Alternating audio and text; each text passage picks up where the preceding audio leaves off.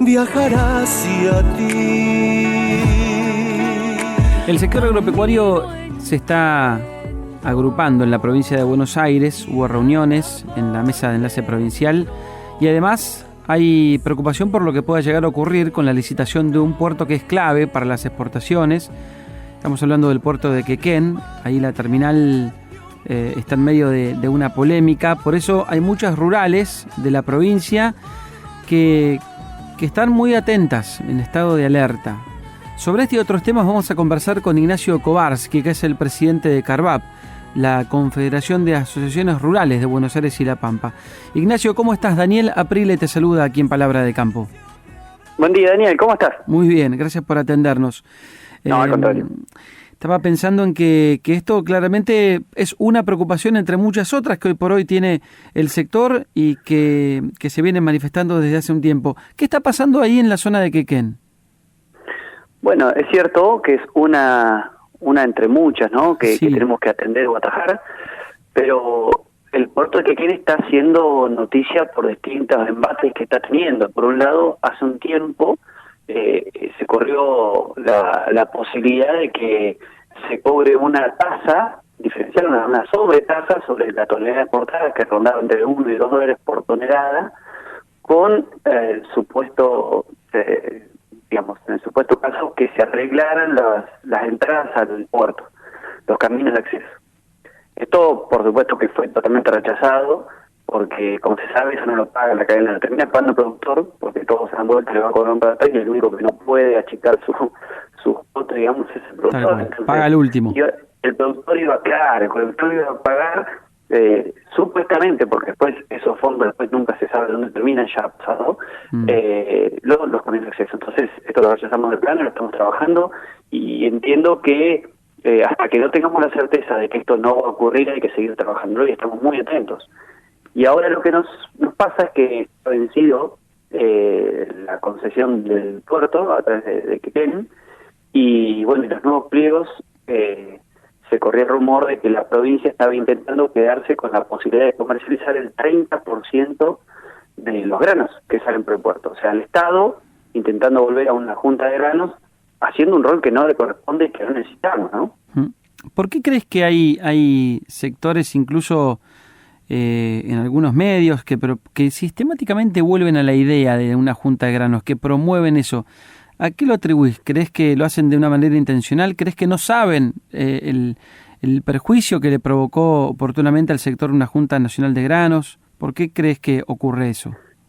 Me parece que no les interesa si produce daño en el sector.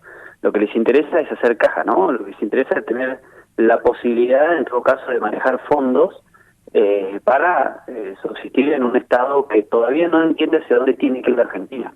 La Argentina se dio cuenta que el Estado argentino se ha vuelto demasiado burocrático, demasiado grande, demasiado ineficiente y claramente no sabiendo administrar fondos.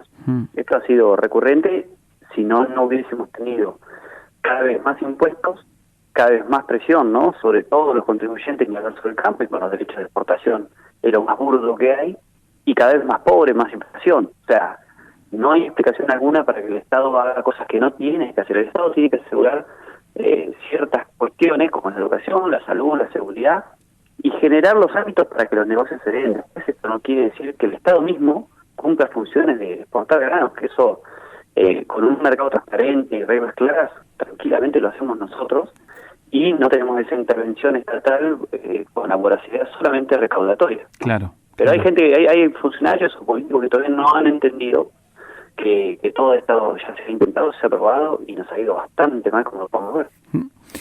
Ignacio, cuando empezamos la charla dijimos que había varios temas hoy por hoy que están preocupando al sector agropecuario. Uno de ellos es la cuestión climática. Mira, quiero iniciar por ahí. ¿Cómo está la zona de Trenquelauquen? ¿Cómo está climáticamente? Porque ahí estamos todavía... Es una zona que ha crecido mucho en tema maíz, ¿no? Me imagino además por el tema tambero. Sí, tal cual. Lamentablemente, tuvimos un muy buen otoño. Sí. Muy llovedor, muy lindo, sí. Pero desde abril que no nos llueve. No tenemos una lluvia importante desde abril.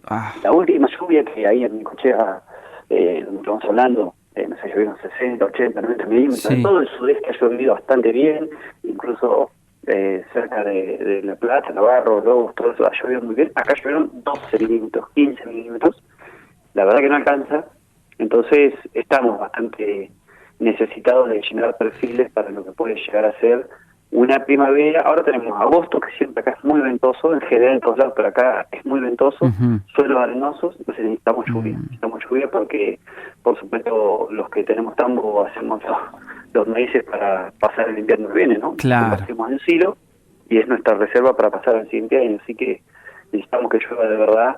Estaría buenísimo que llueva unos 30 milímetros ahora y después, por supuesto, que en el mes de septiembre sí o sí necesitamos las lluvias, que a veces no es tanto la cantidad, sino además el momento, ¿no? Claro. Hay que necesitar la lluvia en floración, bueno, cada cultivo tiene su momento de estrés y de necesidad, pero bueno, es algo que no podemos manejar el clima, siempre vivimos mirando para arriba. Hay otras cosas que sí el humano puede incidir, como son las políticas, pero bueno, en eso estamos.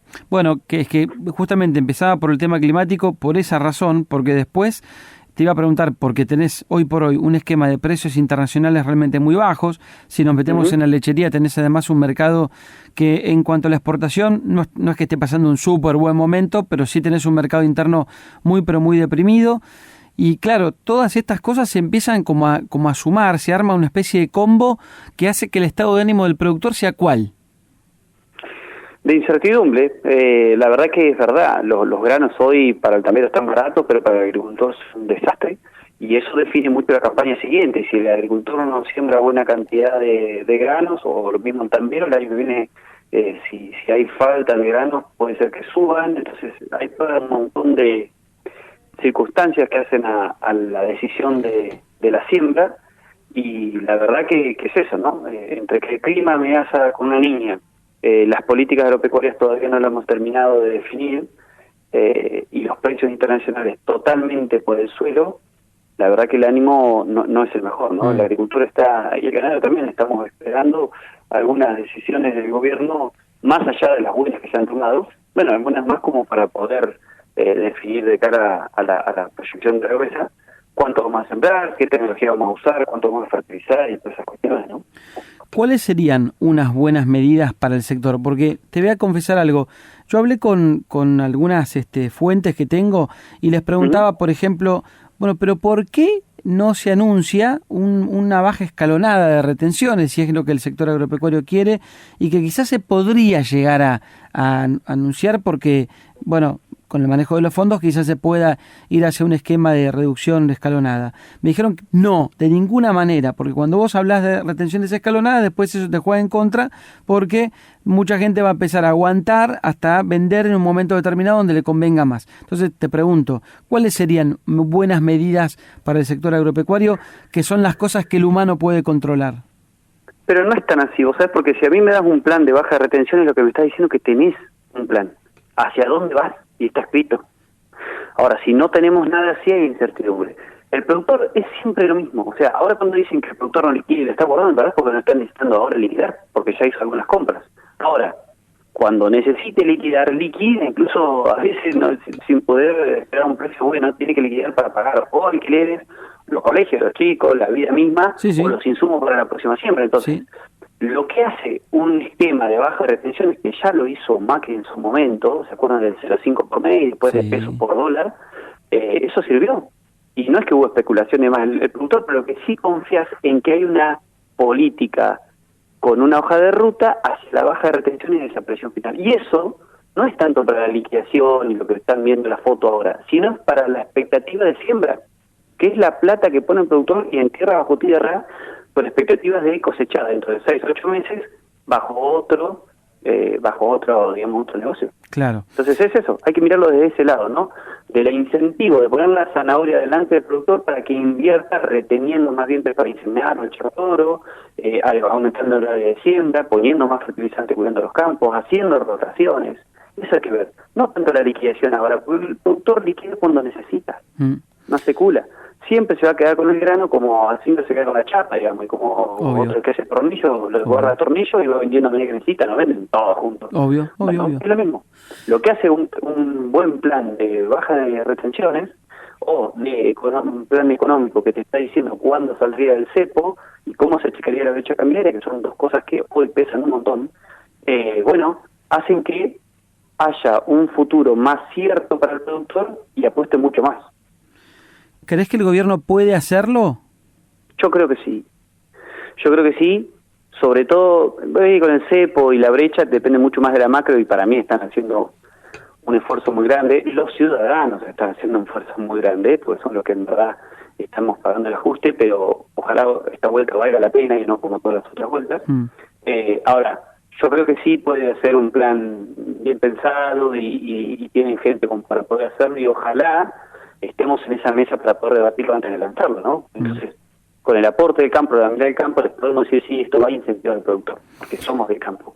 Tal vez por ahí atrás de un economista pueden fallar algunas señales y no puede ser del todo claro. Entonces, ojalá estemos sentados también en esa mesa para terminar de armar ese plan. ¿Qué pasa? ¿Por qué el campo no está sentado en las mesas importantes?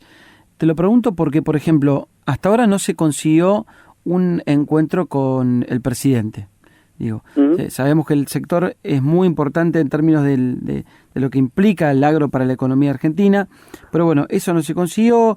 No hay como un esquema de, bueno, el gobierno sabe que el campo es un aliado, tiene muy en claro que las retenciones son una medida distorsiva, que la intervención en los mercados no es una buena señal, etcétera, etcétera, como que las bases, los fundamentals están, pero después, bueno, en el día a día como que la cosa no camina. ¿Es verdad que no camina o es una sensación de algunos? Para mí lo que tienen es el foco en el déficit fiscal, no tienen el foco en otro lado. O sea, sí, el campo hoy sigue siendo caja. No pueden todavía verlo como una oportunidad, sigue siendo caja, porque necesitan caja. Estuve en los 170 años de la bolsa, y estuvo Caputo, y explica de dónde vinimos, y claramente la Argentina cambió, claramente tiene otro rumbo, pero hoy todavía yo confío plenamente que van a hacerlo. Todavía no están emitiendo una hoja de ruta, porque por ahora están viendo el déficit, y no quieren jugar a nada otra cosa que ajustar déficit y poder equilibrar la balanza comercial. Entonces, yo estimo que si ya lograron frenar de emitir, que es una de las cuestiones más problemáticas para la inflación, si ya el equilibrio fiscal está, bueno, el paso siguiente, espero, sea una hoja de ruta. ¿Confías? Una vez que hayan terminado. ¿Confías todavía? Confío todavía porque tengo 40 años y confío todavía porque de una vez por todas, si está el diagnóstico y están todo lo que están diciendo, y parte de su campaña fue decir que iban a achicar el déficit, parte de su campaña fue que iban a achicar el Estado, y parte de su campaña fue decir que iban a acabar con las retenciones, yo todavía confío. Ahora, tuvimos 30 años de personas que nos dijeron todo el tiempo, nunca dijeron que las retenciones eran malas, al contrario. Claro. Hablaron de los oligarcas, hablaron de sectores que ganaban más de lo que debieran ganar y demás. Entonces, este presidente, por haber cumplido un montón de premisas que dijo durante la campaña, que pocos, han dicho que iban a hacer el ajuste más grande de la historia, y lo hicieron, ganaron una elección diciendo que iban a ajustar, una cosa de loco, y los sectores más vulnerables todavía lo sostienen. Bueno, en medio de eso también dijo que iba a terminar las retenciones. Confío que lo va a hacer. Si no lo hace, tenemos que estar ahí marcándole todo el tiempo, como estamos haciendo ahora, que necesitamos un cronograma, que necesitamos que bajen retenciones. El trabajo lo hacemos, y no es una entrega de un cheque en blanco a este gobierno para nada. Pero todavía, como van 8 meses, y señales sí han emitido, han mandado señales de burocratizaron, abrieron las exportaciones, sacaron todos los cortes prohibidos, precio cuidado, todas esas intervenciones que han salido. Nos olvidamos rápidamente, pero hay cosas que han pasado. Ahora, lo claro es esto, no es un cheque en blanco. Lo que estamos diciendo nosotros justamente es lo contrario. Ya cumplimos toda la primera parte, vamos a sentarnos a hacer lo otro, lo que falta, lo que va a hacer que el campo pueda de una vez por todas despegar. No conocemos el potencial del campo argentino, no lo conocemos. Sencillamente lo que conocemos es un poquito más de productividad planetaria, aplicando, ni hablar siembra directa de mano al precio, ni hablar aplicando, tomando datos como tomamos con CREA, ni hablar haciendo aplicaciones y siembra de precisión y todas esas cuestiones por hectárea. Ahora, crecer en superficie, crecer en volúmenes totales, nunca lo hemos hecho.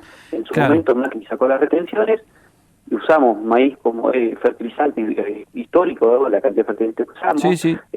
Sembramos trigo como nunca y cosechamos como nunca, el maíz lo mismo, bueno, pero nunca un potencial en el campo, 10 años produciendo a máxima potencia.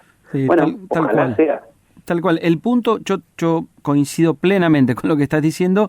Simplemente me lo pregunto esto y te lo preguntaba, el tema de si uno sigue confiando y tiene esa expectativa sin que lleguen medidas ahora, porque estamos atravesando un momento de precios internacionales que son realmente bajos y quizá lo que en un momento se esperaba que iba a tener el gobierno como reservas el año que viene, quizá no estén. Ahora es increíble, ¿no? Cuando justo las señales correctas se están dando, los precios se desploman. Sí, se desploman. la soja es peronista. Es una cosa increíble. Sí. Pero bueno, es lo que hay, hay que trabajar sobre eso.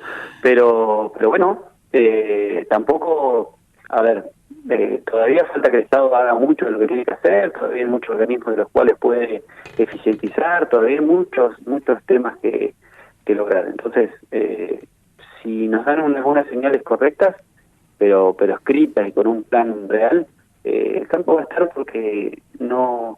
Si hay algo que necesitamos nosotros, cada vez que tenemos depreciación de precio, tenemos eso, necesitamos producir más por hectárea. Entonces, dennos las señales correctas y lo vamos a hacer. Es así. Gracias, Ignacio, por la charla. Un placer conversar contigo.